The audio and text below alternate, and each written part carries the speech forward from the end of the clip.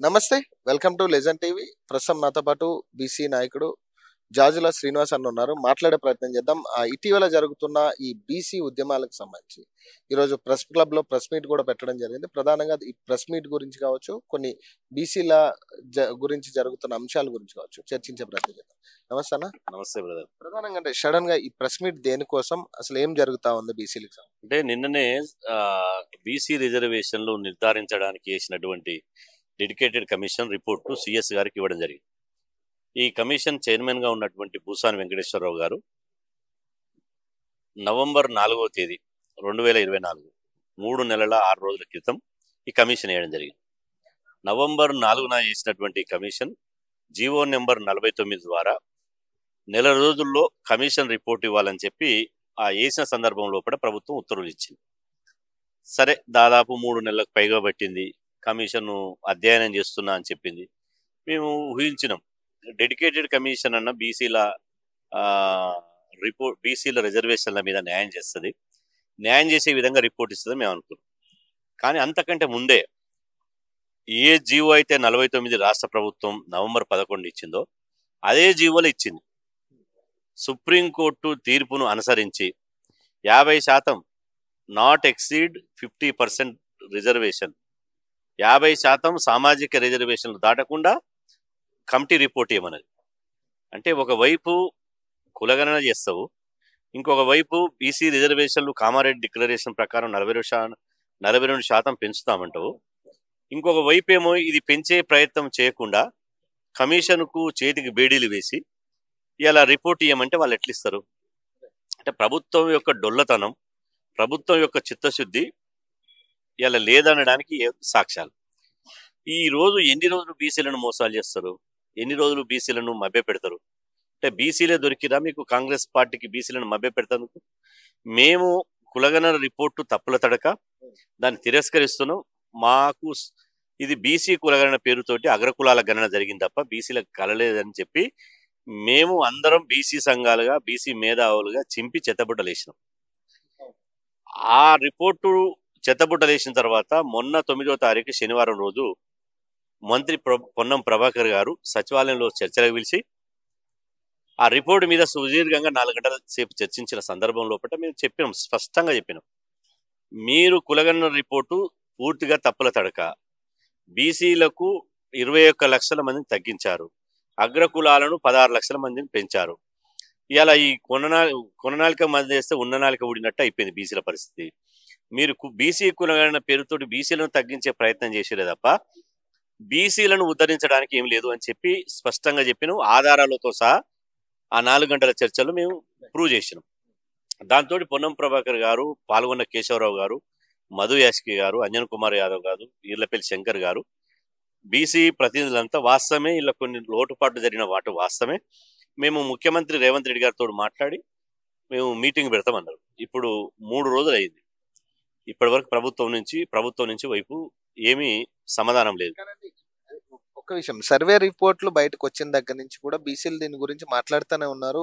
ఈ survey report లో బీసీల సంఖ్య చాలా తక్కువ పడడం కానీ తప్పు పడిన విషయం గురించి కావచ్చు, మీరు లేవనెత్తిన పాయింట్స్ అన్ని కూడా మాట్లాడుతూనే ఉన్నారు. కానీ ఎక్కడా కూడా ప్రభుత్వం నుంచి మేము దీన్ని వెరిఫికేషన్ చేయబోతున్నాము కానీ లేదా రీసర్వే చేయబోతున్నాం అని ఎక్కడా కూడా ఇప్పటిదాకా ఒక ఆన్సర్ కానీ ఎవరైనా ఒక మంత్రి రిప్లై ఇచ్చినట్టు కానీ ఎక్కడా కూడా కనపడట్లేదు. మరి దీన్ని ఎట్లా చూడాలంటే కాంగ్రెస్ ప్రభుత్వం దీన్ని సీరియస్ గా తీసుకోలేదు అనుకోవచ్చా? ఈ బీసీ ఉద్యమం తీసుకోకపోతే నష్టం ఎవరికి? బీసీలకు ఏం నష్టం జరగదు, కానీ రాజకీయంగా కాంగ్రెస్ పార్టీ భారీ మూల్యం చెల్లించుకోవాల్సి వస్తుంది. 60% మంది బీసీలను నువ్వు విస్మరించి 60% మంది బీసీలకు అన్యాయం చేసి కాంగ్రెస్ పార్టీ మనుగడ సాధించగలుగుతా? ఈరోజు వర్గీకరణ మీద మందకిస్తున్న పెద్ద ఎత్తున ఉద్యమం చేస్తే భయపడి అసెంబ్లీలో చట్టం చేసినావు. మరి మేము ఎంతమంది ఉన్నాం? 60% జనాభా ఉంది, 136 కులాలు ఉన్నాయి. మాకు లేదా చీమునెత్తురు? మాకు లేదా మా జాతి పట్ల కమిట్మెంటు? ఖచ్చితంగా ఈ ప్రభుత్వం ఇప్పటికైనా చిత్తశుద్ధి ఉంటే కులగణన మీద సమీక్ష చేయాలి, కులగణన సర్వే రిపోర్టు మీద పునఃసమీక్ష చేయాలి. అదేవిధంగా కులగణనలో మరొకసారి అవకాశం ఇవ్వాలి పాల్గొనడానికి. ఎందుకంటే చాలామంది మైగ్రేటెడ్ పీపుల్ బతుకు తెరువు కోసం దుబాయ్ పోయిన వాళ్ళు ఉన్నారు, సూరత్ పోయిన వాళ్ళు ఉన్నారు, బొంబాయి పోయిన వాళ్ళు ఉన్నారు, చాలా మంది ఎక్కడెక్కడో ప్రపంచ దేశాలకు బతకనికి పోయిన వాళ్ళు ఉన్నారు. మాన్యువల్గానే చేసారు తప్ప టెక్నికల్గా చేయలేదు. కాబట్టి ఆ టెక్నికల్గా ఒక యాప్ క్రియేట్ చేసేసి ఆ యాప్ ద్వారా కులగణన చేసేటువంటి అవకాశం, పాల్గొనేటువంటి అవకాశం ఇవ్వాలి. ఆ తర్వాత రీసర్వే చేయాలి. ఇప్పుడున్నటువంటి రిజర్వేషన్లకు చట్టబద్ధత కల్పిస్తూ 42% రిజర్వేషన్లు చట్టం కావాలంటే అసెంబ్లీలో ప్రత్యేక అసెంబ్లీ సమావేశాలు ఏర్పాటు చేసి ఆ అసెంబ్లీ సమావేశాల్లో బీసీ రిజర్వేషన్ల చట్టం చేసి పార్లమెంటుకు పంపారు. ఈ ప్రక్రియ ముగిసిన తర్వాతనే స్థానిక సంస్థల ఎన్నిక నిర్వహించాలి. మీరు హడావిడిగా దొడ్డిదారున ఎవడో తరుముతున్నట్టు ఎందుకంత తొందర?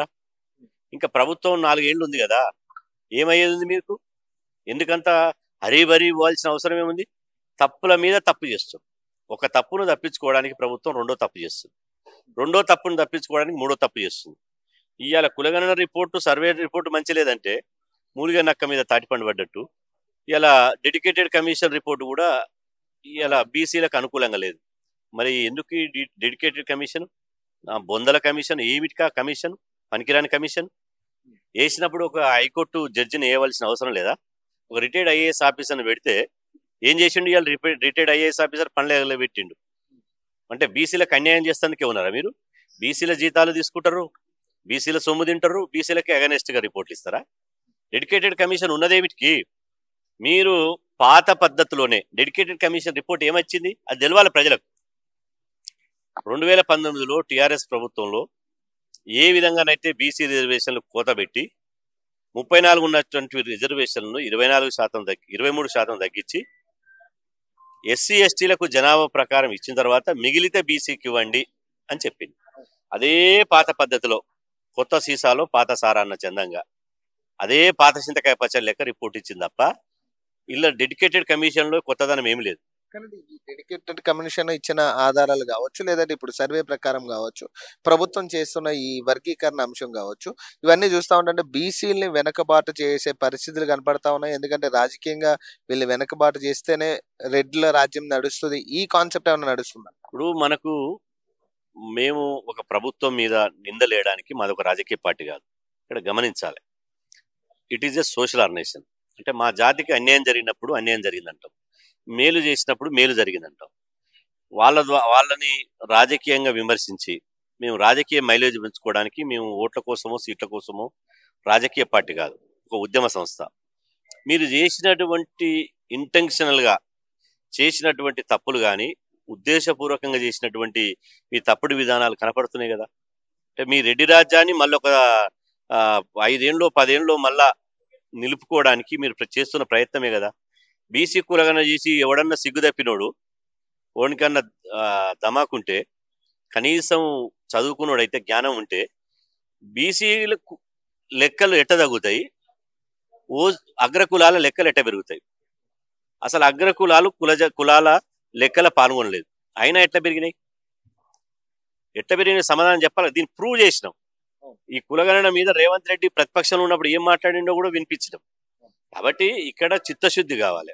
ఇప్పుడు తమిళనాడు రాష్ట్రంలో చిత్తశుద్ధి ఉంది కాబట్టి వాళ్ళు 69% రిజర్వేషన్లు, ఈ సామాజిక రిజర్వేషన్లు అనేది చెత్తబుట్టలేసి వాళ్ళ అసెంబ్లీలో చట్టం చేసుకుని ఢిల్లీకి అప్పుడు ఉన్నటువంటి స్వర్గీయ శ్రీమతి జయలలిత గారు అసెంబ్లీలో చట్టం చేసి ఢిల్లీ పోయేటప్పుడు చెన్నై ఎయిర్పోర్ట్లో శపథం చేసింది. నేను పార్లమెంట్లో చట్టం చేసిన తర్వాతనే చెన్నైలో అడుగుపెట్టింది. మరే బీసీల తరఫున అట్లా కొట్లాడే దమ్ము లేదా మీకు? ఎందుకు కొట్లాడరు? ఏమిటికి మాట్లాడరు? బీసీలు అంటే అంత చులుకనా? అంటే బీసీలు 136 కులాలు, ఏ కులం కా కులం గొప్ప అని విడిపోతారని మీరు అనుకుంటారు. ఇంకా పాత కళలలో ఉన్నారు మీరు. బీసీలంతా చైతన్యమైన ఇప్పుడు యువతంతా అగ్గై మండుతున్నారు. బీసీలకి ఇంత అన్యాయం చేస్తారా? ఈ ప్రభుత్వాన్ని బీసీలతో పెట్టుకుంటే ఖాళీ బూడిదైపోతుందని చెప్పి బీసీ యువకులంతా 100,000 మంది ఫోన్లు చేస్తున్నారు మాకు. అన్నా ఇంకెంత కాలం ఇవాళ బెగ్గింగ్ చేద్దాం, మీరు ఒక పిలిపి అగ్గి మండిస్తామంటున్నారు. అందుకోసమే ఇవాళ ప్రెస్ క్లబ్లో, సోమాజిగూడ ప్రెస్ క్లబ్లో ఒక ఉద్యమ కార్యాచరణ ప్రకటించాం. ఒకటి, ఈ ప్రభుత్వం మీద ఓట్ల యుద్ధం చేయాలి. 2, పోరాట యుద్ధం చేయాలి. ఓట్ల యుద్ధం అంటే ఇప్పుడు స్థానిక సంస్థల ఎన్నికలు జరుగుతున్నాయి, ఎమ్మెల్సీ ఎన్నికలు జరుగుతున్నాయి. ఈ ఎమ్మెల్సీ ఎన్నికల్లో బీసీ బిడ్డలను గెలిపించడం ద్వారా ప్రభుత్వానికి బుద్ధి తెచ్చే విధంగా బీసీ బిడ్డలను గెలిపించాలి. బీసీల ఐకమత్యాన్ని, బీసీల ఓటు ద్వారా ప్రభుత్వానికి గుణపాఠం నేర్పాలి. నల్గొండ, ఖమ్మం, వరంగల్ నుంచి ఒక పూల రవీందర్ బీసీ బిడ్డ నిలబడ్డాడు. అదేవిధంగా ఉపాధ్యాయ నియోజకవర్గం నుంచి, అదేవిధంగా కరీంనగర్, నిజామాబాద్, ఆదిలాబాద్, మెదక్ నుంచి మరొక ఉపాధ్యాయ సంఘం నుంచి అలా మల్క కుమరే గారు నిలబెట్టారు. అదేవిధంగా పట్టభద్రుల నుంచి ఇవాళ అదే నియోజకవర్గం నుంచి ప్రసన్న హరికృష్ణ గారు నిలబెట్టారు.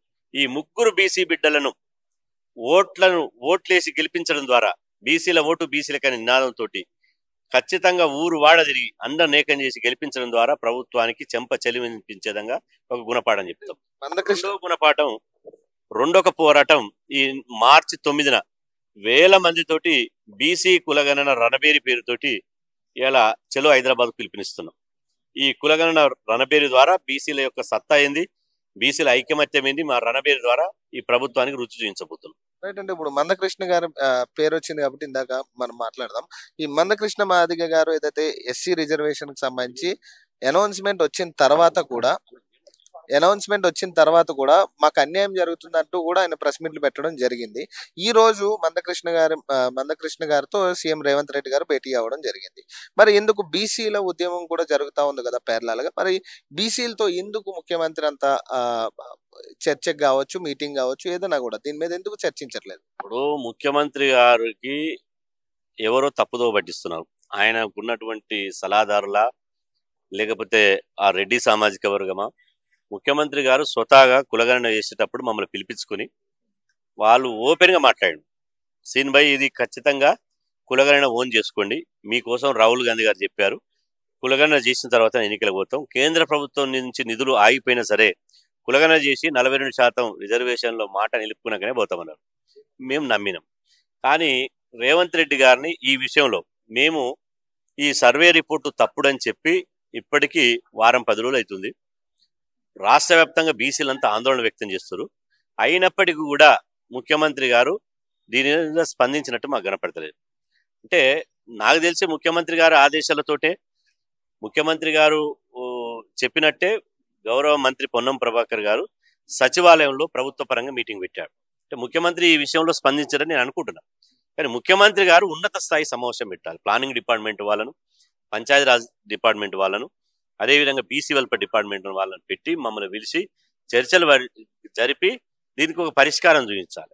ఎస్సీ వర్గీకరణకు సంబంధించి ఇప్పుడు ఈ రోజు మందకృష్ణ గారిని కలిసిరు కదా ముఖ్యమంత్రి గారు, ఎందుకంటే మిమ్మల్ని ఎందుకు, మీ పెద్దలను కావచ్చు, మిమ్మల్ని ఎందుకు కూర్చోబెట్టుకోండి? ముఖ్యమంత్రి గారు సమయం ఇస్తే మేము కలవడానికి సిద్ధం. ఇందులో మాకు ఎలాంటి దాబరికాలు లేవు. ఇలా రాహుల్ గాంధీ గారు వస్తారేమో వరంగల్కు, రాహుల్ గాంధీ గారిని కూడా కలిసే ప్రయత్నం చేయాలని చూసినాం. కానీ రాహుల్ గాంధీ గారి పర్యటన రద్దు అయిపోయింది. ముఖ్యమంత్రి గారికి మేము డిమాండ్ చేస్తున్నాం, అయ్యా మీరు నిజంగా బీసీ కులగణన మీద చిత్తశుద్ధి 42% రిజర్వేషన్ కల్పించాలనుకుంటే వెంటనే మాతో చర్చించండి, మమ్మల్ని చర్చలకు ఆహ్వానించండి, కలిసి మాట్లాడదాం, జరిగిన పొరపాట్లను మీ దృష్టికి తీసుకొస్తాం, బీసీ రిజర్వేషన్లకు చట్టబద్ధత ఎలా వస్తుందో మేము చేసి మీకు చూపిస్తాం, మీకు మా సలహాలు ఇస్తాం, ప్రభుత్వానికి చెడ్డ పేరు రాకుండా బీసీలకు న్యాయం జరిగేదనుకుండా మధ్య మార్గంగా పరిష్కారం ఆలోచన చేద్దాం. కానీ మీరు ఇవాళ మమ్మల్ని బీసీలను దూరం నెట్టేసి మాతోటి కనీసం చర్చించకుండా 3 రోజులుగా ప్రభుత్వం వైపు నుంచి మాట ముచ్చట లేకుండా ఉంటే మాత్రం మేము ఎట్టి పరిస్థితుల్లో 3 రోజులు చూసినాం. ఇక అంతిమంగా మా ఉద్యమ కార్యాచరణ ప్రకటించినాం. మాకు రోడ్డు మీదకి ఎక్కడం తప్ప ఇప్పుడు మార్గం లేదు. రోడ్ల మీదకి రావాల్సిందే, ఇప్పుడు పోరాడవలసిందే. ఇలా 6 ఏళ్ల బాలు నుంచి 60 ఏళ్ల ముసలోళ్ళ వరకు ఇవాళ బీసీలంతా రోడ్ల మీదకి రావాల్సిందే. ఏ స్థాయిలో ఉండబోతుంది అంటే నిరసన స్థాయి లేకపోతే ఎట్లా? ఎక్కడికక్కడ నిరసన వ్యక్తం చేయాలి, ప్రజాస్వామ్యబద్ధంగా రోడ్ల మీదకి వచ్చేసేయాలి. అదేవిధంగా ఏమి తోస్తే అంబేద్కర్ పూలే విగ్రహాల దగ్గర నిరసన అనుకోండి, దీక్షలు అనుకోండి, ఏ విధంగా మీకు తోస్తే ఆ విధంగా పోరాటాన్ని స్టార్ట్ చేయండి. నేను కూడా ఇలా రేపటి నుంచే జిల్లాల పర్యటన చేపడతా. అన్ని జిల్లాలు 33 జిల్లాల్లో పర్యటిస్తా. అంతిమంగా ఈ మార్చి 9న వేల మందితోటి చలో హైదరాబాద్ పిలిపిస్తున్నాం. ఆ చలో హైదరాబాద్ నుంచి సుందరయ్య విజ్ఞాన కేంద్రం నుంచి ఇందిరా పార్క్ వరకు పెద్ద ఎత్తున బీసీ కులగణన మార్చి పెడతాం. ఆ తర్వాత ఇందిరా పార్క్ దగ్గర వేల మందితోటి బీసీ కులగణన రణబేరు నిర్వహిస్తాం.